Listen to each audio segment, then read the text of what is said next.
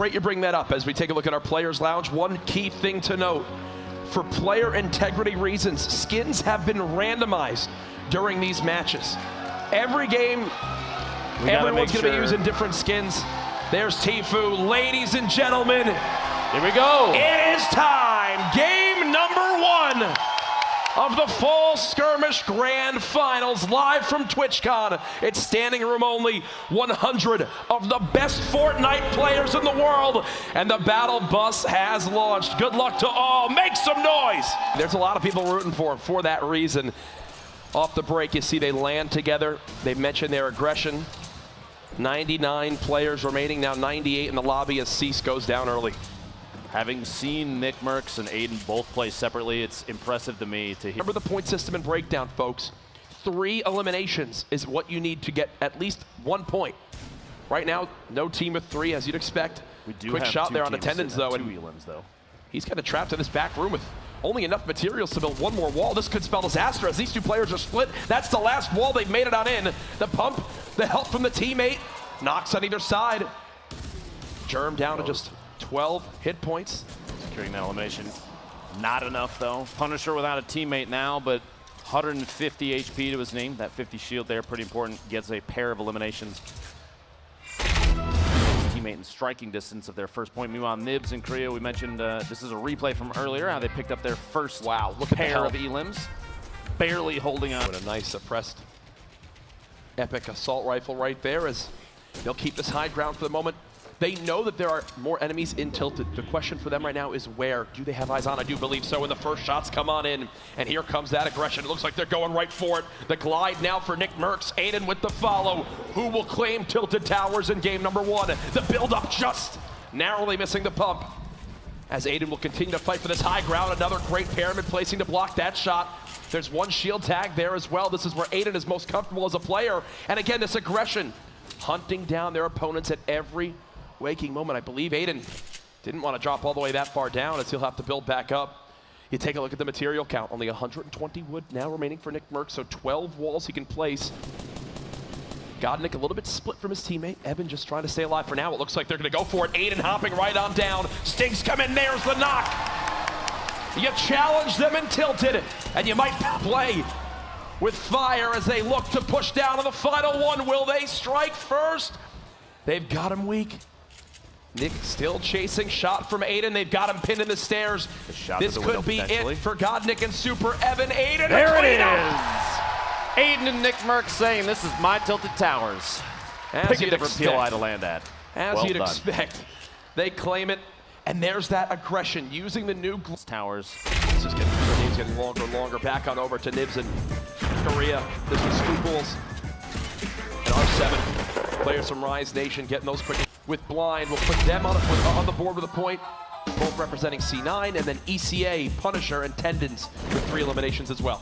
Laser there from Yo-Yo on Delphi rotating in. Wanted to take a look at that. His 1 elimination thus far. Game Bro, his teammate, knocked out. Now, folks, just to reiterate, answer beat from Aiden and Nick Mercs. Lenane and Scratch on the top side of the map too, beginning to move, and there's Cloak, C, and Tfue right in the heart of the zone. A little bit of healthy noise as here. ever, looking to strike early in game number 1. Start claiming quite a few players' time here at the crowd every time Tfue and Cloak show up. A lot of love for FaZe. Again, to stress, players for player integrity, skins have been randomized during all these matches. Oh no. Aiden and Nick, oh, no. Nick on the verge of elimination. Aiden just barely holding on, 5 HP, trying to defend against Zexro. They got 3 though. They did get 3, so Aiden and Nick Mercs officially on the board with a point. Might not be the ending they want, but you know what?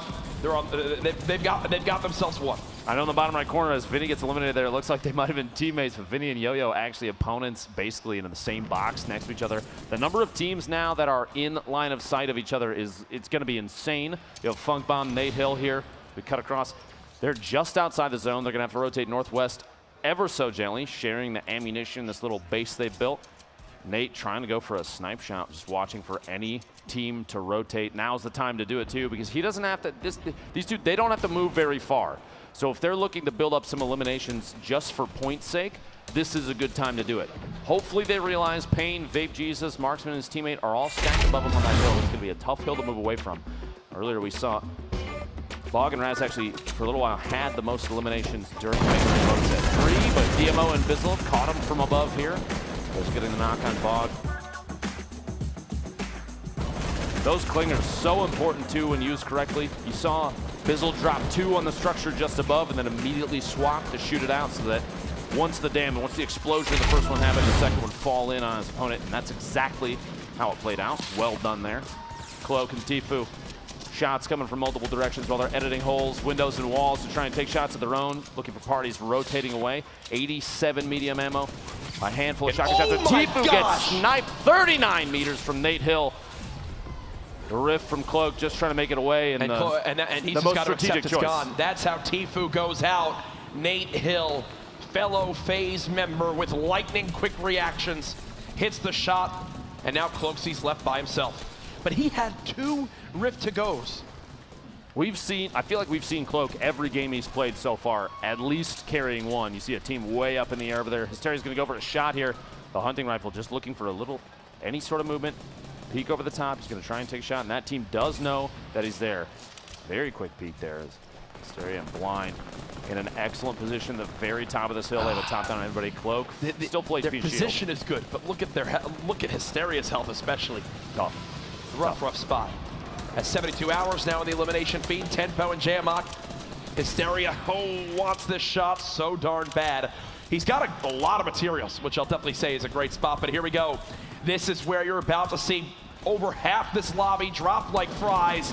Fries. Flies. It's an all-out race, and here we go. In front of Hysteria, multiple teams moving up the same ramp. Oh yeah, gets a quick tag on 1. He's got to watch that zone, only 35 HP like you pointed out earlier, but he has a chance here to just take free shots essentially on teams that are rotating into the zone.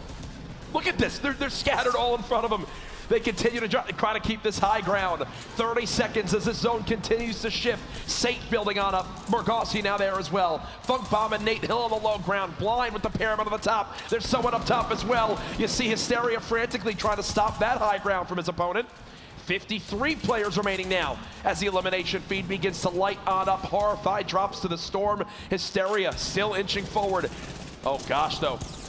They've got Dementos and Pate just above. Hysteria is just going to forfeit that high ground and float using the glider redeploy. And look at the storm. The storm claiming so many lives there in the feed. Players going down, getting caught mid-rotation. Hysteria and Blind 27. To establish That's how fast half the field just went down.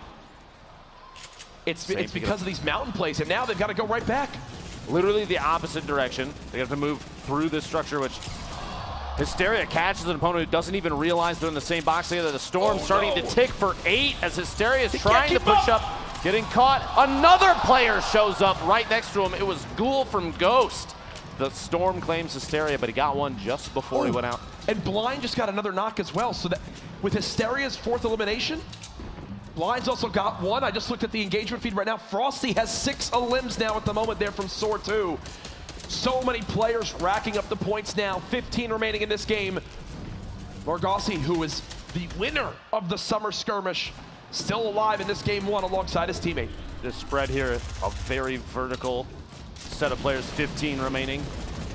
Pate and his teammate all the way up top. Morgossi and Saint trying to basically spray out the surfaces, looking for an opportunity to take a shot here. He's still in this as well. 14, no shield on the target. They're just going to go for the elimination. As soon as you see a white marker, that's called immediately by players at this level. Nate Hill and Funk Bomb now drop. What an angle. 55 shield tag there. Can't chase it. There it is. On the way down. 8 players remaining. 13 on this zone. Remember, you begin to get towards the top 5 when you earn the points for placement as well. Cloaksy's still in this one. He's earned multiple eliminations as well with getting him and Tfue a point. Pate and Dementos on the high ground.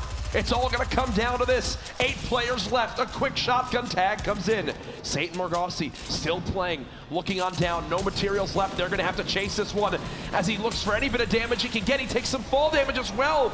The stink drops him down to just 10 HP. He's going to float down the mountain. Everyone on one ramp. It's all out warfare as he's down to 31 health.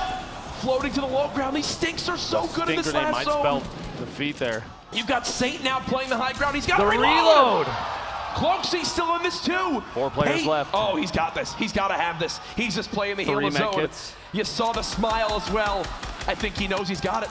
I think he knows he's got it. There's no way. Cloaksy's done all he can. Cloaksy's done all he can. That's it, though. Make some noise. Pate with the heals. Well played. And just like that, they get it done. But you know what? Cloaksy's hyped by himself.